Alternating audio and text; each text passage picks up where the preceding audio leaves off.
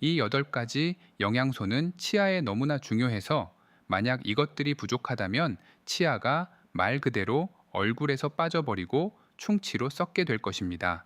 하지만 치과 의사들은 단 한 번도 여러분에게 이에 대해 말해준 적이 없을 겁니다. 치의학은 때우고 청소하는 데에만 지나치게 집중되어 있습니다.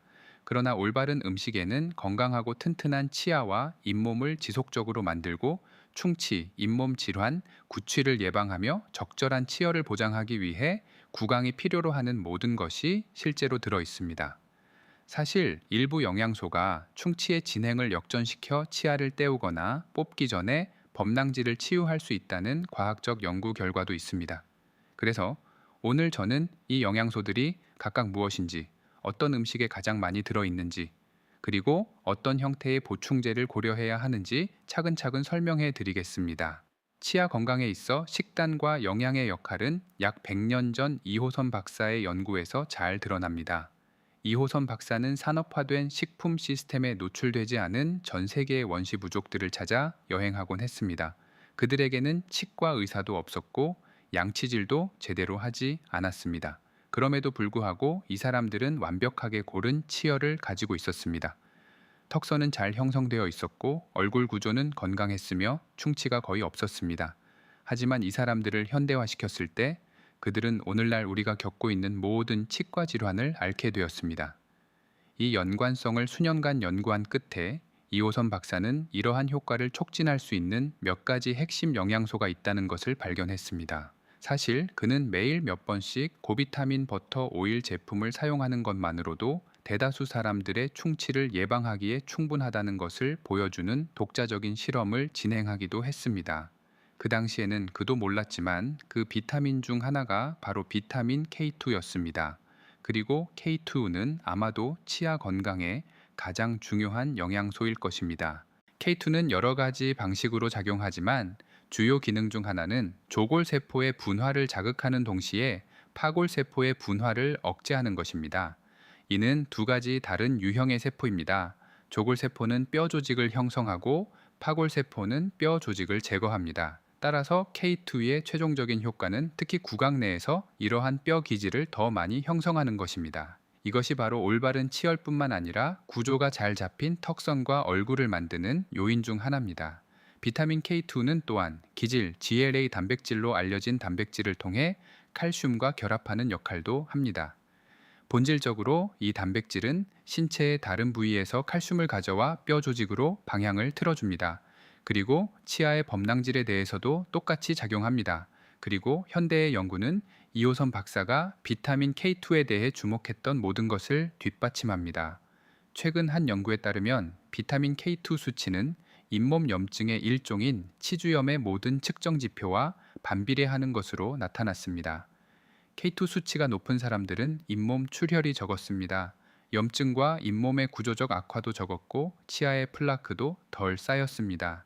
비타민 K2는 주로 소이간, 일부 치즈, 달걀 노른자와 같은 음식에서 발견됩니다. MK7이라고 불리는 또 다른 형태의 비타민 K2도 있는데 이는 주로 발효식품, 그 중에서도 주로 일본의 나토에서 발견됩니다.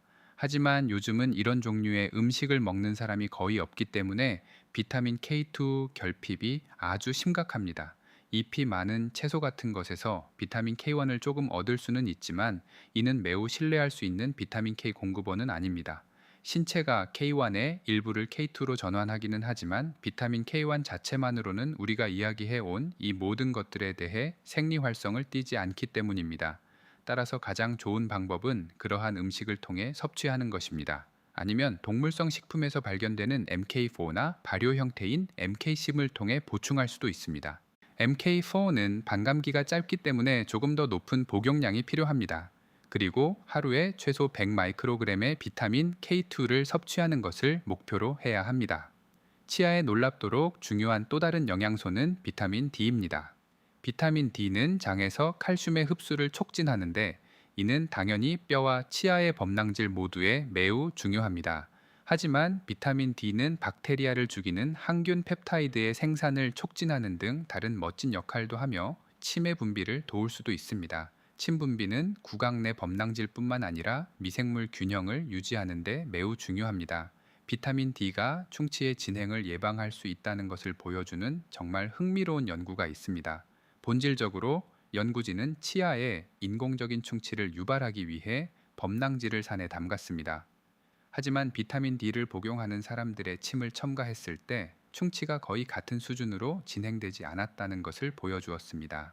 이는 비타민 D가 충치 위험을 최대 50%까지 낮출 수 있다는 다른 연구 결과들과도 일치합니다. 물론 비타민 D는 햇빛을 통해 얻는 것이 가장 좋습니다. 최적으로는 하루에 5,000에서 10,000 IU의 비타민 D를 섭취하는 것이 좋다고 생각합니다. 피부의 비타민 D 합성은 피부톤, 노출되는 피부의 면적, 그리고 태양의 자외선 지수에 따라 달라집니다. 여기 여러분이 얼마나 많은 비타민 D를 얻고 있는지 알기 위해 참고할 수 있는 간단한 표가 있습니다. 또한 혈중 비타민 D 수치를 측정할 수도 있는데 밀리리터당 40 나노그램 이상이 최적입니다. 그리고 당연히 비타민 D3나 콜레칼시페롤 형태로 보충할 수도 있습니다. 이 시점에서 다음 영양소는 분명할 텐데 바로 칼슘입니다. 칼슘은 하이드록시아파타이트로 알려진 범랑질 구조에 존재하는 주요 미네랄 중 하나입니다. 칼슘 결핍 역시 큰 문제입니다. 제가 제안하는 바인 1g의 칼슘을 얻으려면 하루에 탈지우를 3잔 정도 마셔야 하는데 그렇게 하는 사람은 거의 없습니다. 하지만 치즈, 요구르트, 코티지 치즈, 생선뼈, 그리고 일부 잎이 많은 채소에서도 칼슘을 얻을 수 있습니다. 따라서 우유 한 잔에 치즈, 약간, 코티지 치즈나 그릭 요구르트를 함께 먹을 수 있다면 대다수의 사람들보다 칼슘 섭취를 더 잘하고 있는 것입니다. 맹세컨대 대부분의 사람들은 칼슘이 거의 전혀 들어있지 않은 식단을 먹고 있기 때문입니다. 그래 놓고 왜 2달에 한 번씩 치과에 가야 하는지 의아해합니다. 다음으로 이야기할 영양소는 엽산, 즉 비타민 B9입니다. 엽산은 치아 건강에 있어 그 역할이 과소평가되어 있습니다. 이 비타민은 면역 체계에 매우 중요한데 구강 내에서 플라크를 유발할 수 있는 박테리아 병원균의 과도한 증식을 막는 데 필수적입니다. 엽산은 또한 구내염 같은 것을 줄이고 혀의 부기와 염증을 예방하며 트고 갈라진 입술이나 입꼬리가 찢어지는 것을 막는 데 효과를 보였으며 출혈과 치은염을 줄이는 데에도 도움이 됩니다. 엽산이 하는 주요 역할은 체내에서 메틸화라고 알려진 주기에 참여하는 것입니다. 이 시스템이 제대로 작동하지 않으면 호모시스테인이라는 분자가 증가할 수 있는데 이는 신체의 거의 모든 것을 망가뜨릴 수 있는 염증성 독소입니다. 호모시스테인 수치가 높을수록 충치와 관련이 있으며 엽산은 녹색 채소에 들어있다는 것에서 그 이름이 유래되었습니다. 따라서 잎이 많은 채소, 아스파라거스, 방울양배추 등은 엽산이 풍부할 것입니다. 간과 달걀, 노른자, 감귤류 과일에도 약간의 엽산이 있습니다. 만약 보충제로 드실 거라면 엽산 형태로 보충해서는 안 됩니다. 메틸엽산이나 폴린산을 선택하셔야 합니다. 보시다시피 여러분의 치아 건강은 사실 전신 건강을 반영하는 것에 불과합니다. 이 모든 과정은 단지 치아에만 중요한 것이 아니라 신체 전체에 중요하기 때문입니다. 만약 여러분이 극복하고자 하는 고질적인 건강 문제가 있고 저희의 지원을 받고 싶으시다면 반드시 프리즘을 확인해 보십시오. 프리즘은 제가 함께 일하는 여러 명의 다양한 전문가들이 있는 저의 건강 코칭 서비스이며 저희는 매일 사람들이 온갖 종류의 건강 문제를 극복하도록 돕고 있습니다. 화상 상담, 메시지 상담, 여러분의 건강에 대한 광범위한 연구 보고서, 그리고 실생활에 적용할 수 있는 실행 가능한 권장 사항을 제공받을 수 있습니다. 따라서 저희의 도움을 받는데 관심이 있으시다면 설명란에 있는 링크를 꼭 클릭해 주세요. 거기에 링크를 남겨둘 테니 곧 시작하기 위해 무료 통화를 예약하실 수 있습니다. 5번째는 아연입니다.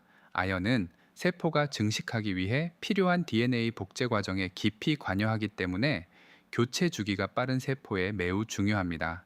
아연은 또한 유전자 수준에서 작용하여 각기 다른 세포가 올바른 단백질을 발현하도록 합니다. 이러한 과정은 많은 증식을 필요로 하고 어떤 유형의 세포가 되어야 하는지 지시를 받아야 하기 때문에 세포 교체가 빠른 조직에서 극도로 중요합니다.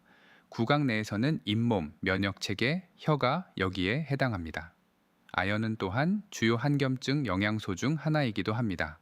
따라서 아연의 경우 하루에 최소 10mg을 섭취해야 합니다.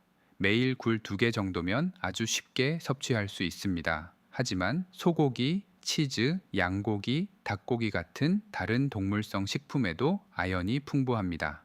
글루콘산 아연, 황산 아연 또는 아세트산 아연과 같은 형태로 아연을 보충할 수도 있습니다. 다음은 비타민 A입니다.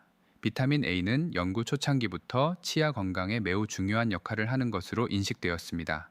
비타민 A가 하는 일은 아주 많습니다. 비타민 A는 비타민 D와 아연과 마찬가지로 세포의 유전자 발현에 주요한 역할을 합니다. 따라서 세포에 이러한 영양소가 충분하지 않으면 필요에 따라 단백질의 스위치를 올바르게 켜고 끌 수 없습니다. 이는 구강 내 2가지 다른 유형의 세포에 특히 중요합니다.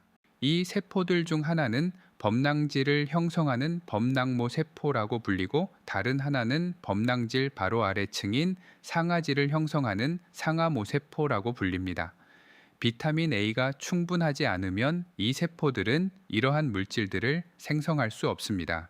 비타민 A는 또한 일반적으로 신체의 여러 조직이 건조해지는 것을 예방하는 데 중요합니다. 침 분비에 중요하기 때문에 구강도 여기에 포함됩니다. 구강 전체와 혀의 점막에도 매우 중요합니다. 비타민 A는 다시 말하지만 소외간에 들어 있습니다. 소외간은 단연 최고의 공급원입니다.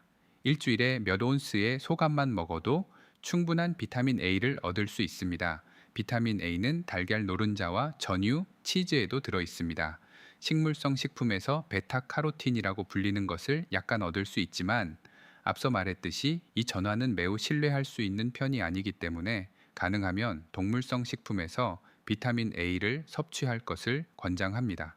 하루에 3,000전 IU 정도의 비타민 A를 섭취하려고 노력하는 것은 좋지만 과도하게 섭취하기 쉽기 때문에 타당한 이유가 없는 한 보충제로 섭취하는 것은 일반적으로 권장하지 않습니다. 7번째는 단백질입니다.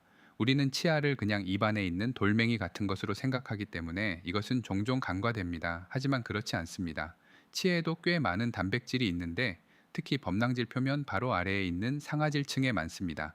상아질이 처음 형성될 때는 대부분이 콜라겐 단백질입니다. 범낭질층 역시 약간의 단백질을 함유하고 있습니다. 단백질은 당연히 고기와 유제품, 달걀에 들어 있으며 특히 치아 구조에 중요한 콜라겐 단백질은 사골 육수나 여러분이 먹는 모든 종류의 힘줄 부위 음식에서 찾을 수 있습니다.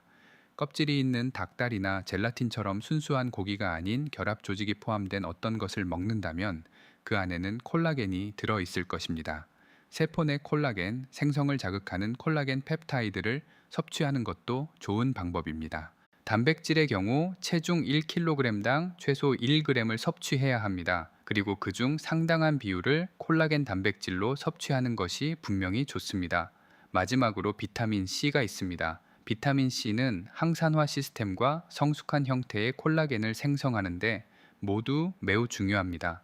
이것이 바로 전통적으로 비타민 C 결핍의 특징이 잇몸 출혈로 나타나는 이유입니다.